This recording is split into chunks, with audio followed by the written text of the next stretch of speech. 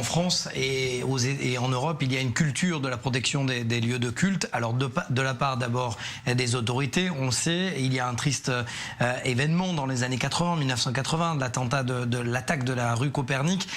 Et depuis, il y a une doctrine sécuritaire où la police ou l'armée protège les lieux de culte dans une enveloppe plus globale et la communauté juive se gère de la gestion, plus exactement la gestion sécuritaire de l'entrée dans la synagogue, c'est-à-dire qu'il y a une équipe de sécurité qui est formée aux techniques de Krav Maga et aux techniques de première intervention en cas d'attaque, qui est en général à l'extérieur de la synagogue, mais véritablement sur le pas de la porte, si jamais il y a un code ou pas.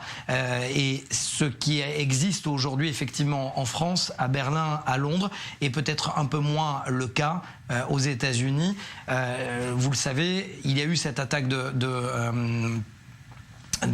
Pittsburgh où il n'y avait pas de garde de sécurité, il n'y a pas cette culture de la sécurité des lieux de culte.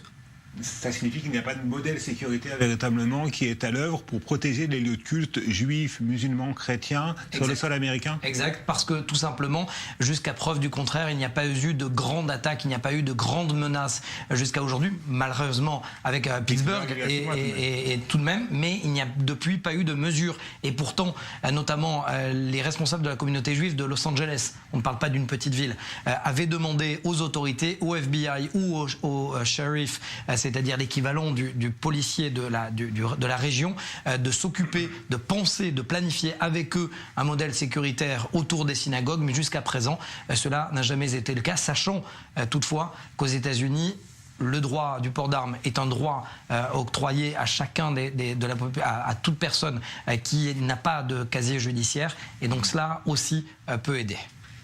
Ou pas. Ou pas, malheureusement. Merci beaucoup Mathias Inbar.